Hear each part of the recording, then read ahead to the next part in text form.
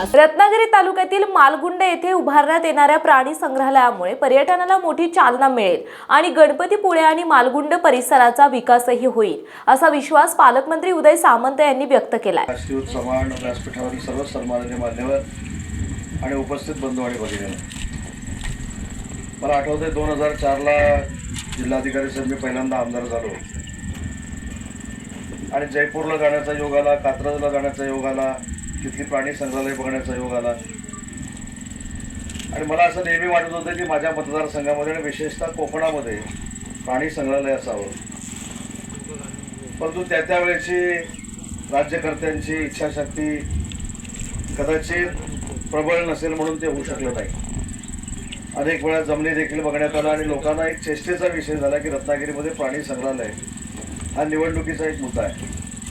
पण आज मला मनापासूनचा आनंद आहे की मी ज्या विभागाचा मंत्री आहे त्या विभागाला नोडल एजन्सी करून प्राणी संग्रहालयासाठी 74 कोटी रुपये निधी हा माझ्या मंत्रालयाकडून मंजूर झाला आहे आणि भैयाच्या कमिटीचे सदस्य आहेत, सिंधुरत्न समितीचे सदस्य आहेत, त्या समितीकडनं या महाराष्ट्र औद्योगिक विकास महामंडळ आणि रत्नागिरी जिल्हा परिषदेच्या संयुक्त विद्यमाने आणि सिंधुरत्न योजनेच्या विशेष निधीतून मालगुंड येथे उभारण्यात येणाऱ्या प्राणी संग्रहालयाच्या सुरक्षा भिंत बांधणे कामाचा भूमिपूजन सोहळा पालकमंत्री नामदार उदय सामंत, सिंधुरत्न योजनेचे सदस्य किरण सामंत, जिल्हाधिकारी एम देवेंद्र सिंग, पोलीस अधीक्षक धनंजय कुलकर्णी, मुख्य कार्यकारी अधिकारी कीर्ती किरण पुजार आदींच्या उपस्थितीत पार पडला। रत्नागिरी जिल्हा परिषदेचे मुख्य कार्यकारी अधिकारी कीर्ती किरण पुजार यांनी पालकमंत्री उदय सामंत, किरण सामंत आदींचे स्वागत केले। आजच्या प्राणी संग्रहालयाच्या संरक्षण भिंतीच्या कार्यक्रमाला उपस्थित असलेले सिंधुरत्न योजनेचे सदस्य आदरणीय भैया, आदरणीय जिल्हाधिकारी साहेब, आदरणीय मुख्य कार्यकारी अधिकारी, आदरणीय पोलीस अधीक्षक, आमचे मुख्य अभियंता, राष्ट्रीय समान व्यासपीठावरील सर्व सन्माननीय मान्यवर आणि उपस्थित बंधू आणि भगिनी, मला आठवतंय 2004ला जिल्हाधिकारी साहेब मी पहिल्यांदा आमदार झालो आणि जयपूरला जाण्याचा योग आला, कात्रजला जाण्याचा योग आला, तिथली प्राणी संग्रहालय बघण्याचा योग आला आणि मला असं नेहमी वाटत होतं की माझ्या मतदारसंघामध्ये आणि विशेषतः कोकणामध्ये प्राणी संग्रहालय असावं, परंतु त्यावेळेची राज्यकर्त्यांची इच्छाशक्ती कदाचित प्रबळ नसेल म्हणून ते होऊ शकलं नाही। अनेक वेळा जमिनी देखील बघण्यात आला आणि लोकांना एक चेष्टेचा विषय झाला की रत्नागिरीमध्ये प्राणी संग्रहालय हा निवडणुकीचा एक मुद्दा आहे।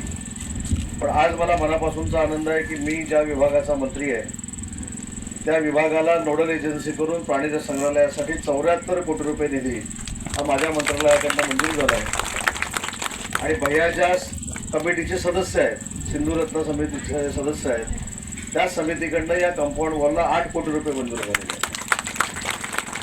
आताच मी एक निवेदन वाचलं, राजू साहेबांनी निवेदन दिलं की आता प्राणी कसे राहणार आहेत, प्राणी बाहेर फिरायला येणार आहेत का?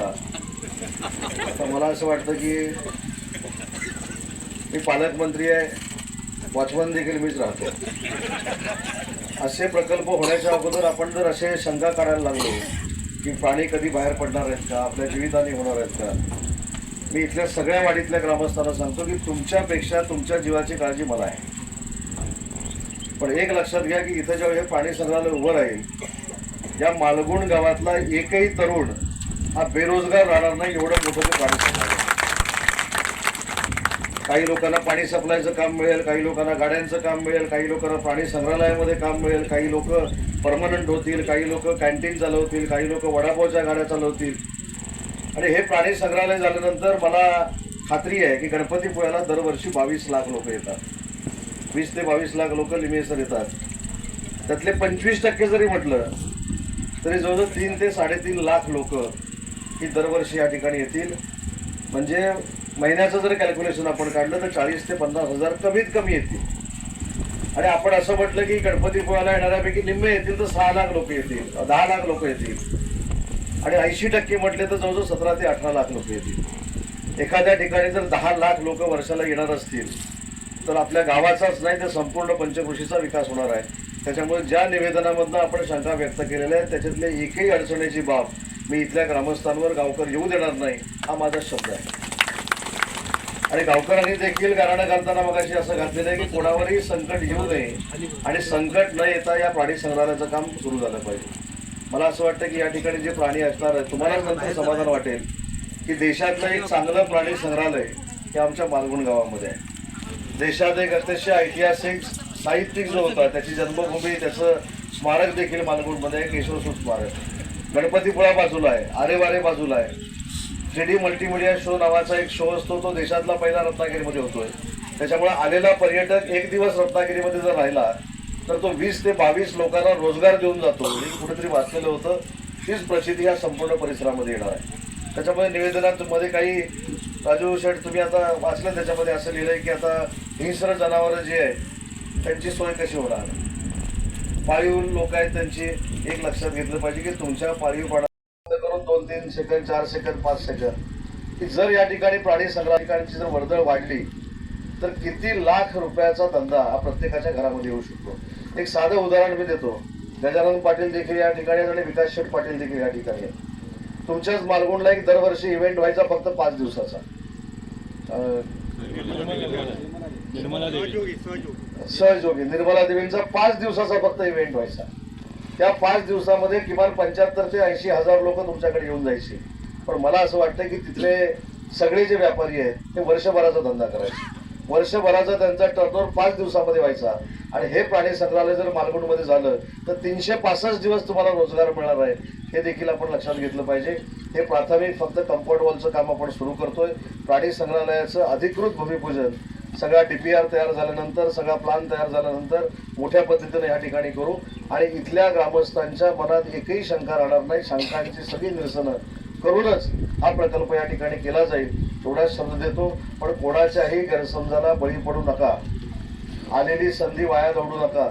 रत्नागिरी तालुक्यामध्ये पालीमध्ये देखील मी करू शकलो असतो, पण गणपतीपुळ्याच्या बाजूला जवळ जमीन पाहिजे म्हणून ही 35 हेक्टर जमीन घेऊन इथं आपण हा प्राणी संग्रहालय करतोय. त्याच्यामुळे निवेदनाचा नक्की सकारात्मक विचार जिल्हाधिकारी निवेदन आलंय म्हणून सांगितलं की निवेदनाचा जो विचार जो आहे तो प्रामाणिकपणाने जिल्हाधिकारी आणि मुख्य कार्यकारी अधिकारी करतील. कोणालाही त्रास होणार नाही याची जबाबदारी आज या कार्यक्रमाच्या निमित्तानं मी स्वीकारलेली आहे. आणि म्हणून भविष्यामध्ये चांगलं प्राणी संग्रहालय या ठिकाणी उभं राहावं हीच आमची सगळ्यांची इच्छा आहे. देशातले परदेशातले पर्यटक या ठिकाणी यावेत हीच इच्छा आहे. आता प्राणी कुठचे असावेत, रस्त्यावरचे टाकावेत का की नाही टाकावेत, कुठनं आणावेत, ही चिंता आपण कोणीच करू नका. त्याच्यासाठी शासन आहे. आता राजकीय पिसाळलेले कोण असतील त्यांच्यासाठी आपण वेगळे प्राणी संग्रहालय करू. पण हे जे आहे ते खरं प्राण्यांसाठीचं, जे खरोखर लोकांवर प्रेम करतात त्या प्राण्यांचं प्राणी संग्रहालय आहे. जे आपल्याला परदेशात गेल्यानंतर वाघ बघायला मिळतात ते आपल्याला इथं बघायला मिळणार आहे. जे देशाच्या पातळीवर अजून चांगली प्राणी संग्रहालय त्याच्यातलं हे चांगलं असणार आहे. प्रत्येक सापाची जात आपल्याला इथं बघायला मिळणार आहे. पण कोणीतरी त्याच्यामध्ये लिहिलंय की याच्यातनं साप बाहेर पडले तर अजिबात एकही साप बाहेर पडणार नाही. तुम्ही त्याची अजिबात चिंता करू नका. साप बाहेर पडणार नाही, वाघ बाहेर पडणार नाही. कोण आत असलेलं एकही प्राणी, फक्त गेलेली माणसं बाहेर येतील पण प्राणी कोण बाहेर येणार नाही याची दक्षता वन खातं देखील इथं आहे. ते देखील चांगल्या पद्धतीने घेईल. आणि म्हणून कोणी मनात शंका ठेवू नये हे मी विनंती करतो. मूर्त स्वरूप प्राणी संग्रहालयाला माझ्या MIDCच्या अधिकाऱ्यांनी, मुख्य कार्यकारी अधिकाऱ्यांनी आणि विशेषतः सिंधुरत्न योजनेचे सदस्य म्हणून भैयांनी आणलं त्याबद्दल त्यांना देखील मनापासून धन्यवाद देतो. आणि भविष्यामध्ये सुसज्ज प्राणी संग्रहालय हे कोकणामध्ये उभं राहील ही ग्वाही देतो आणि थांबतो. जय हिंद, जय महाराष्ट्र.